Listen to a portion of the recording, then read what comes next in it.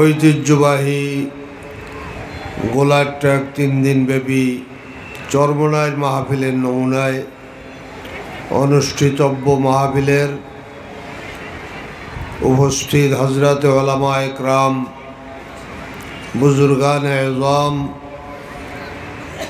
দিন পিপাসু, কোরআন পিপাসু, আল্লাহ তাআলার প্রিয় বান্দাগণ, জনাবে রাসূলুল্লাহ সাল্লাল্লাহু আলাইহি ওয়াসাল্লামের প্রিয় উম্মতগণ, আল্লাহ পাক রব্বুল আলামিনের শুকর যিনি আমাদেরকে ভাগ্যবানদের মধ্যে শামিল করেছেন। এই দুনিয়াতে যত মানুষ আছে সব মানুষ ভাগ্যবান নয়। ভাগ্যবান মানুষকে যার টাকা পয়সা, ধন সম্পদ, পদ পদবি বেশি, সে কি ভাগ্যবান? না। ভাগ্যবান মানুষের সংজ্ঞা এভাবে দেওয়া যায়, যেই ব্যক্তিকে আল্লাহ পাক 3টা নেয়ামত একসঙ্গে দান করেন সে একজন ভাগ্যবান মানুষ। মনে রাখবেন, যেই ব্যক্তিকে আল্লাহ পাক একসঙ্গে 3টা নেয়ামত দান করেন সে একজন ভাগ্যবান মানুষ। হোক সে ফকির, হোক সে গরিব, হোক তার মাথা গোজার ঠাই দুনিয়ায় নাই, সে একজন ভাগ্যবান মানুষ। দেখেন আমার কথার সাথে আপনাদের মেলে কিনা। আমি মনে করি 3টি নিয়ামত একসঙ্গে প্রাপ্ত হলে তাকে একজন ভাগ্যবান মানুষ বলা যায়। 1 নম্বর হলো আল্লাহ পাক তাকে সুস্থতার নেয়ামত দান করেছেন। বলেন তো, এই সুস্থতার নেয়ামত কার? না আমরা সতর্ক হয়ে চলি এই জন্য সুস্থ আছি? আমাদের কোনো হাত নাই সুস্থ থাকার মধ্যে, সম্পূর্ণ আল্লাহর হাত। কত মানুষ দেখবেন হসপিটালের মধ্যে কত ধরনের কঠিন জটিল রোগে আক্রান্ত হয়ে কাতরাইতেছে। আল্লাহ আমাকে সুস্থ রেখেছেন, ভালো রেখেছেন, অঙ্গ প্রত্যঙ্গগুলি সব সুস্থ রেখেছেন। বলুন তো নেয়ামতটি কার? আল্লাহ দান করেছেন। ভাগ্যবানের 1 নম্বর নেয়ামত হইল সুস্থতা। তবে সুস্থতাই শুধু নয়, সাথে সাথে আরও 2টা পাওয়া লাগবে। কেননা মানুষ সুস্থ না থাকলে পাপের কাজও তো করতে পারে না। গুনাহ করার জন্য, পাপ কাজ করার জন্য সুস্থতা লাগে। সুস্থ থাকার পরে আল্লাহ পাক তাকে নেক আমল করার মন মানসিকতা দান করেন। নেক আমল করার, ভালো কাজ করার দিকে মনটা ঝুঁকায় দেন। আজকে গোলার ট্যাগ এই মাহফিলের এই ময়দানে আসবার জন্য মনটা যদি না ঝোঁকে তো সে আসবে কেন? এখানে আসায় জাগতিক কোনো লাভ নেই তো। টাকা পয়সা পাওয়া যাবে, খাওন দাওন পাওয়া যাবে, এখানে কেন আসছেন? আপনার দিলকে আল্লাহ তাআলা এখানে আসবার জন্য ঝুঁকাইয়া দিয়েছেন। এখানে আসার জন্য নিয়ত করার থেকে শুরু করে আপনার আমলনামায় সওয়াব লেখা শুরু হচ্ছে। যে কয়টা কদম ফেলে এখানে এসেছেন সেই কদমগুলিতে কমপক্ষে 10টা করে নেক আমলনামায় লেখা হয়েছে। বসছেন আর শেষ করে উঠবেন, কমপক্ষে 50 লক্ষ নেকির কম হতেই পারে না। আর একটা নেকির দাম কত? নবী করিম সাল্লাল্লাহু আলাইহি সাল্লাম উদাহরণ দিয়ে বুঝাবার চেষ্টা করেছেন। এই দেখো, উহুদ পাহাড়টা যদি স্বর্ণের হতো, কত হাজার কোটি মণ স্বর্ণ হতো, তার চেয়েও একটা নেকির দাম বেশি। এই যে সুবহানাল্লাহ বললেন, এই সুবহানাল্লাহ বলায় কমপক্ষে 70টা নেক হয়েছে, 70টা গুনাহ মাফ হয়েছে, 70 বছরের রাস্তা বেহেশতের দিকে শরীরটা অগ্রসর হয়েছে।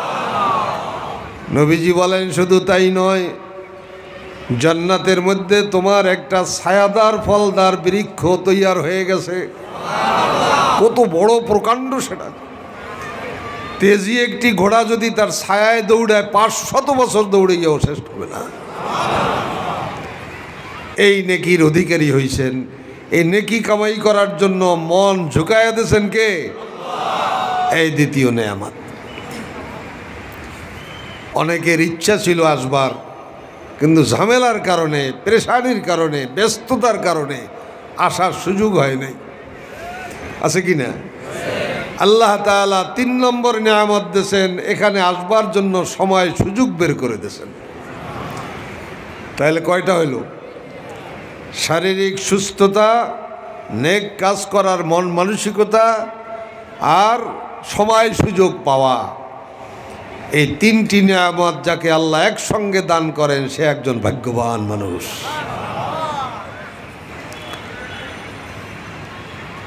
আজকের এই মাহফিলের বিশেষ একটা বৈশিষ্ট্য আছে, আল্লাহ ওয়ালাদের মজলিস। আরেফে রুমি বলেছেন, अगर चाही हमनशीनी बा खुदा गोनशी नंदर हुजूरे औलिया। তুমি যদি আল্লাহর সামনে বসতে চাও, আল্লাহর কাছে বসতে চাও, তোমার মনের যদি চাহিদা হয় তুমি আল্লাহর কাছে একটু বসবা, তাহলে তুমি কি করো? আল্লাহর ওলিদের কাছে বসে যাও। আতরের দোকানে বসলে যেমন আতরের ঘ্রাণ পাবা, আতর না কিনলেও পাবা ফ্রি ঘ্রাণ। আতরের দোকানে বসলে, ফুলের দোকানে বসলে, ফুলের দোকানের সামনে গেলে ফ্রি ঘ্রাণ নাকি আসে। কত ঠিক না? এখন আমরা শাহবাগের ওখানে জ্যামে আটকে গেছিলাম, তো পাশে ফুলের দোকান, তো মাগরিব পড়িয়া ফুলের দোকানের সামনে আসতেছি, কি ঘ্রাণে ঘ্রাণে নাক মুগ্ধ হয়ে গেছে, ফ্রি ঘ্রাণ। ঠিক যেমন আতরের দোকানের সামনে গেলে আতরের ঘ্রাণ পাবে, ফুলের দোকানের সামনে গেলে ফুলের ঘ্রাণ পাবে, আল্লাহ ওয়ালাদের মজলিসে গেলে আল্লাহর ঘ্রাণ পাবে। এইরকম একটি মজমা যেখানে আল্লাহ ওয়ালাদের মজলিস। পীর সাহেব চরমোনাই, পীর সাহেব চরমোনাইকে যার সোহবাতে একটি খারাপ মানুষ ভালো মানুষ হয়ে যায়, একটি জাহান্নামী মানুষ জান্নাতি মানুষ হয়ে যায়। আমার জানা নাই যে বাংলাদেশে এমন কোন আলেম আছে, কোন বক্তা আছে, কোন পীর আছে যার সামনে কিছু সময় বসলেই তার জীবন পাল্টে যায়। একমাত্র চরমোনাই। কিছু সময় বসলেই তার মনের মধ্যে একটা বৈপ্লবিক পরিবর্তন ঘটে। 1 ঘন্টার বয়ান শোনে, 1 ঘন্টার বয়ানের মধ্যে তার অন্তরাত্মার মধ্যে একটা বৈপ্লবিক পরিবর্তন হয়ে যায়। একরকম মন নিয়ে বসে, আর এক রকম মন নিয়ে চলে যায়। বলেন হয় কি হয় না?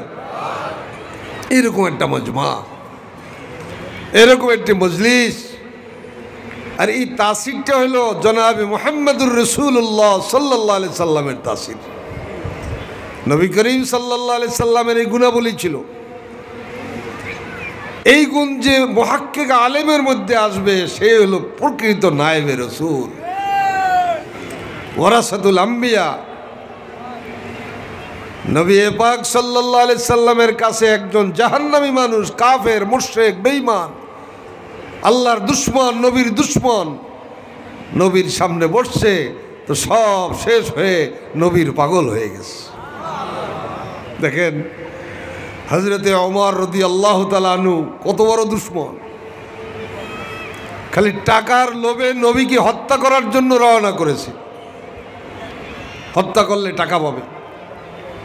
এই মানুষটা নবী পাক সাল্লাল্লাহু আলাইহি সাল্লামের কাছে যাওয়ার ফলে নবীজির চেহারা মোবারক দেখার পরে সে বলতেছে, ইয়া রাসূলুল্লাহ, মাথা নেওয়ার জন্য এসেছিলাম, আমার মাথা আপনার কদমের উপরে আমি দিয়ে দিলাম।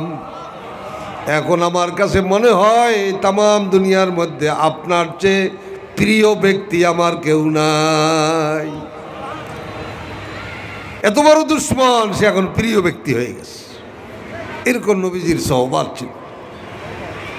চরমনায় গেছে দুশ্মনী নিয়া। চরমনার মাহফিলের মানুষের হাল হয়, লাফায়, তো পকেটে কাঁটা নিয়ে গেছে, কাঁটা ফুরাই দেবে। আমারে বলে সে, আমি কাঁটা নিয়ে গেছি, খেজুরের কাঁটা, যে তুমি বেহুশ বেকার হয়ে লাভ দিলে তুমি তো কি হুশ হারা হয়ে যাবে, কাঁটা ফুটে এলে তুমি ঠিক পাবা কেন? আমি খেজুরের কাঁটা নিয়ে গেছি। তো খেজুরের কাঁটা নিয়ে গিয়া হুজুরের সামনে বসছি ওয়াজ শুনতে। এখন হুজুর যত ওয়াজ করে আমার কলমের পরে লাগে। হুজুর যত ধাক্কা দেয় আমার কলমের পরে ধাক্কা দেয়। কিছুক্ষণের মধ্যে আমি লাফালাফি শুরু করে দিছি। উনি বলতেছে কিছুক্ষণের মধ্যে কান্না শুরু হয়ে গেছে। যখন জাহান্নামের বয়ান আরম্ভ করেছে, সে বলে, আমার কাছে মনে হইতেছে যেন আমি জাহান্নামের আগুনের মধ্যেই পড়ে গেছি, এর থেকে কিভাবে বাঁচবো। হুজুরের বয়ান শেষ হওয়ার পরে হুজুরের হাত দিয়ে আমি খাস তওবা করেছি, আর পাপের কাজ করব না।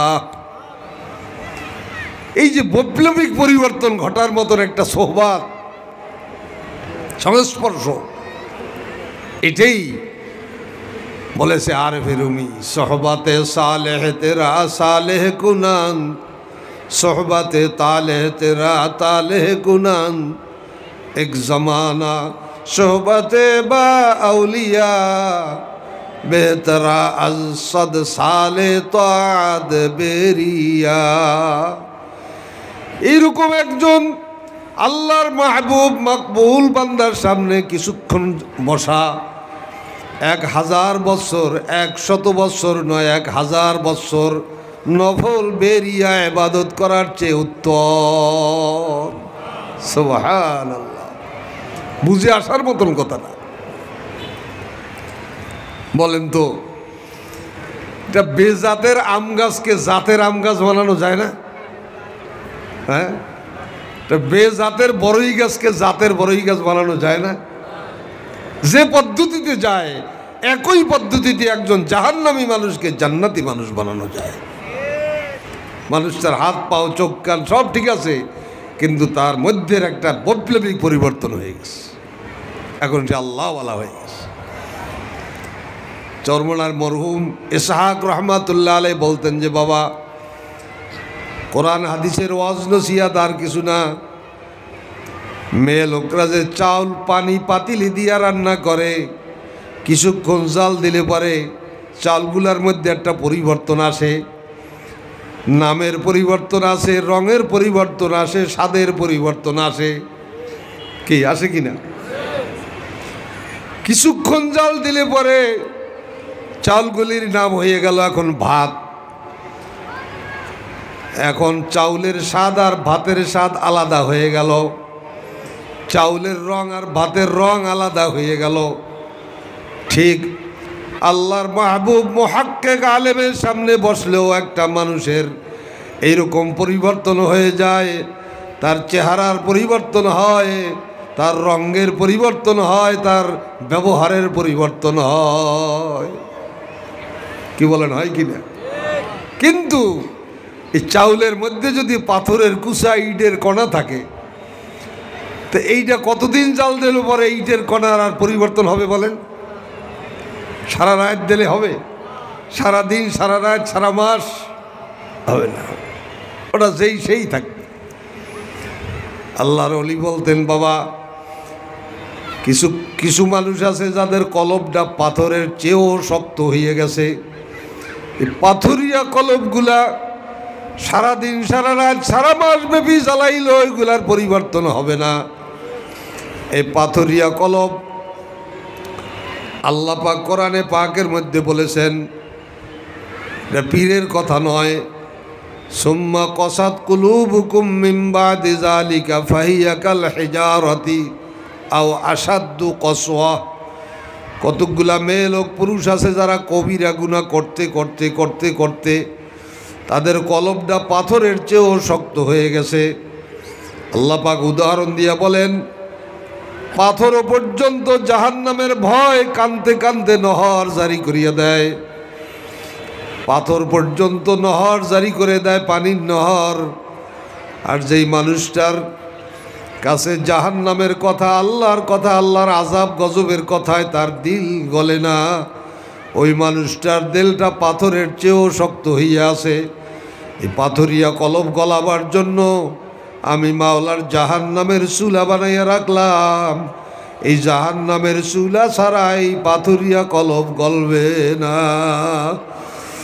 এই জন্য আল্লাহর কাছে সব সময় দোয়া করতে হবে, কামনা করতে হবে, মাবুদ গো, দুনিয়াতেই তুমি কোরআন হাদিসের জালে আমার দিলকে তুমি গলাইয়া দাও। আল্লাহ আমার দিলকে নরম বানাইয়া দাও, আমি যেন তোমার দিনকে গ্রহণ করতে পারি, আমি যেন তোমার প্রিয় বান্দায় পরিণত হতে পারি। এই দোয়া আল্লাহর কাছে করতে হবে। কার কাছে? আল্লাহর কাছে করতে হবে। আল্লাহই পারেন পরিবর্তন করতে। নবী পাক সাল্লাল্লাহু আলাইহি সাল্লাম দোয়া শিক্ষা দিয়েছেন, আল্লাহুম্মা ইয়া মুকাল্লিবাল কুলুব সররিফ কুলুবানা আলা তাআতিক। হে মাবুদ রে, আপনি আমার দিলকে ঘুরাইয়া দেন, আপনার দিকে ঘুরাইয়া দেন, আপনার তাআতের দিকে ঘুরাইয়া দেন। নবী পাক সাল্লাল্লাহু আলাইহি সাল্লাম দোয়া শিক্ষা দিয়েছেন, আল্লাহুম্মা রযুকনি হুব্বাকা ওয়া হুব্বা মান ইউহিব্বুকা। মাবুদ গো, আপনি আপনার ভালোবাসা আমাকে দান করেন, আপনাকে যারা ভালোবাসে তাদের ভালোবাসাও আমাকে দান করেন। সুবহানাল্লাহ। কার ভালোবাসা চাই? আল্লাহ আপনার ভালোবাসা চাই, আপনার ভালোবাসা চাই। ভালোবাসা পাওয়ার জন্য কয়েকটা বিষয়ের পরিচয় লাগে। মানুষ কার ভালোবাসা চায়? মানুষ ভালোবাসা চায় ওই ব্যক্তির যার সৌন্দর্য খুব ভালো, তার ভালোবাসা চায়। মানুষ ভালোবাসা চায় তার গুণ বেশি, তার ভালোবাসা চায়। মানুষ ভালোবাসা চায় যার ক্ষমতা বেশি, তার ভালোবাসা চায়। মানুষ ভালোবাসা চায় যার দান বেশি, তার ভালোবাসা চায়। কি বলেন? এই চারটা জিনিস একমাত্র আল্লাহ পাক বান্দাকে দান করেন বিনা স্বার্থে। বলেন তো, আল্লাহর সৌন্দর্যের চেয়ে বেশি সুন্দর আর কেউ আসেনি? দুনিয়ায় যত সৌন্দর্য আছে সব সৌন্দর্যের মালিক কে? জোরে বলেন কে? যে মালিক এত সুন্দর মানুষ বানাইছেন, সেই মালিক কত সুন্দর হতে পারে? তোমার সৃষ্টি যদি হয় এত সুন্দর, না জানি খোদা তুমি কত সুন্দর। সুবহানাল্লাহ। আল্লাহ যে সুন্দর, তার কথার মধ্যে সৌন্দর্য পাওয়া যায়। কোরআন শরীফ হলো আল্লাহর কথা। কোরআন শরীফ যখন পড়ে তখন কত মজা লাগে, কত সুন্দর লাগে। যত নবীরা ছিলেন দুনিয়াতে, সব নবী আল্লাহর সঙ্গে কথা বলেছেন ওহীর মাধ্যমে, ফেরেশতার মাধ্যমে। আর একমাত্র একজন নবী মূসা আলাইহিস সালাম, উনি ডাইরেক্ট সরাসরি আল্লাহর সাথে কথা বলছেন। কথা শোনা যায় কিন্তু দেখা যায় না। কথা শোনা যায়, এত সুন্দর কথা, কিন্তু দেখা যায় না। আল্লাহর প্রেমে, আল্লাহর ভালোবাসায় এমন আসক্ত হয়ে গেলেন, শেষে দাবি করলেন, রব্বি আরিনি আনজুর ইলাইক। আমার প্রভু, তুমি এত সুন্দর কথা বলো, তোমার না জানি কত সুন্দর দেখা যায়, আমি একটু তোমার দেখতে চাই, তুমি আমার একটু দেখা দাও, আমার দেখা দাও। এই দেখা দেওয়ার আবেদন করেছে মুসা আলাইহিস সালাম। আল্লাহ কয়, তুমি দেখতে পারবা না। দেখবাকে দিয়া, দেখবাকে দিয়া, দেখবা তো চোখ দিয়া, তোমার চোখে তো আমাকে দেখার পাওয়ারই দেয়নি।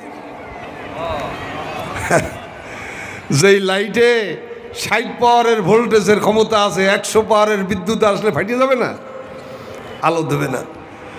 কাজেই তোমার চোখে তো আমি পাওয়ারই দেই নাই, তুমি দেখবা কি দিয়া? আল্লাহ, আমি তো তোমার আশেক হয়ে গেছি, পাগল হয়ে গেছি। যুক্তি টুক্তি আশেকের কাছে চলে না। দেখতে পারবো কি পারবো না ওটা জানি না, তোমাকে না দেখে থাকতেই পারবো না।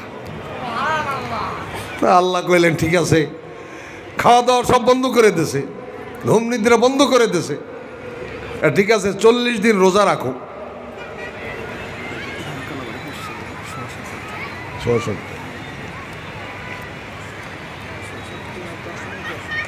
তো আলহামদুলিল্লাহ এত সৌন্দর্যের মাওলায় যখন সৌন্দর্য প্রকাশ করলেন দেখতে পারেন নাই। ফালাম্মা তাজাল্লা রাব্বুহু লিল জাবাল জাআলাহু দাক্কাও ওয়া খাররা মূসা সাইকা। দেখতে পারেন নাই, পারছেন? পারেন নাই। তো সৌন্দর্যের যদি পাগল হইতে হয়, কার পাগল হইতে হইবে? আল্লাহর। গুণের পাগল যদি হইতে হয়, কার পাগল হইতে হইবে? কারণ আল্লাহর গুণ এমন গুণ যার মধ্যে দোষ নাই। দুনিয়ায় যত গুণী মানুষ আছে তার গুণের মধ্যে দোষ আছে, আর আমার আল্লাহ হইলেন এমন গুণের মালিক। সুবহানাল্লাহ, সুবহানাল্লাহ মানে কি? দোষ ত্রুটি মুক্ত গুণ। ক্ষমতার কারণে যদি কারো পাগল হতে হয়, বলেন আল্লাহ ছাড়া কারো ক্ষমতা এত বেশি আছে নাকি?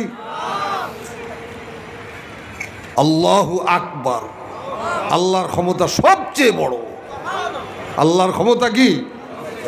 এই যে আমাদের মুসলমানদের এই জন্য একটা স্লোগান হইল আল্লাহু আকবার, নারায়ে তাকবীর, আল্লাহু আকবার।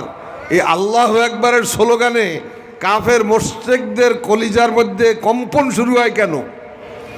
এমন স্লোগান দুনিয়া কোনো জাতির কাছে নাই। আছে? শুধু আল্লাহু আকবারের স্লোগানে একটা দেশ বিজয় হয়ে যায়, আর কিছু না। দেখছেন অবস্থা? 1000 ইন্দুর একটা বিড়ালের ম্যাও, সব শেষ। কি বলেন? ঠিক নারায়ে তাকবীর, আল্লাহু আকবারের স্লোগানে কাফের মুশরিকদের অস্ত্র শস্ত্র সব পুড়িয়ে যায়। এটাই তো আমরা এই 5 তারিখে দেখলাম। কি বলেন? আমাদের নায়েবে আমির সাহেব শাহবাগ থেকে এই যে হাজার হাজার লক্ষাধিক মানুষ নিয়ে আন, শুধু নারায়ে তাকবীরের স্লোগান, আর কোনো অস্ত্র ছিল? মার্চ করেছে গণভবনের দিকে। সেনাপ্রধান বলল কি যে 45 মিনিট সময় লাগবে ওখান দিয়ে আসতে। এই যে 45 মিনিটের মধ্যে আপনাকে দেশ ছাড়তে হইবে। অবস্থাটা দেখলেন? এত বড় ক্ষমতাধার শক্তি, খালি আল্লাহু আকবারের স্লোগানে দেশ ছাড়িয়ে পালাই চলে গেল। কাজেই মুসলমানদের সবচেয়ে বড় পাওয়ারফুল স্লোগান হইল কি বলেন? আল্লাহু আকবার, লিল্লাহি তাকবীর। এটা ভালো করে দেন, যে ময়দানটা কাঁপাই দেন। লা নারায়ে তাকবীর, লিল্লাহি তাকবীর, তাকবীর তাকবীর। দেখছেন কি অবস্থা? মনে হয় যেন কোটি কোটি মানুষ এখানে। সুবহানাল্লাহ। কাজেই চরমনায়ের পেশা হুজুরের সোহবাতে সংস্পর্শে একটা বেজাতের মানুষ, জাহান্নামী মানুষ, গুনাহগার মানুষের পরিবর্তন হয়ে সে একজন আল্লাহওয়ালা হয়ে যায়। চরমনের ময়দানে ঢোকে পাপী জাহান্নামী, আর বের হয় আল্লাহর ওলি। এরকম একটি ময়দান চরমনের, তার নমুনার মাহফিল। নমুনা জাইদুন কাল আসাদে, জায়েদ সিংহের নেয়। তার মানে জায়েদ সিংহ নয়, সিংহের বীরত্বের একটা গুণ আছে, এই জন্য জাইদুন কাল আসাদে। চরমনার নমুনার মাহফিল একটু অনুভব করা যাবে কেমন চরমনায়। কাজী আগামী 27, 28, 29 নভেম্বরের চরমনার মাহফিল কারা কারা নিয়াত করেছেন? আল্লাহু আকবার। আল্লাহ আপনি আমাদের সকলকে চরমনার ময়দানে যাওয়ার তৌফিক দান করেন। ওয়া আখিরু দাওয়ানা আলহামদুলিল্লাহি রাব্বিল আলামিন। আসসালামু আলাইকুম ওয়া রাহমাতুল্লাহ।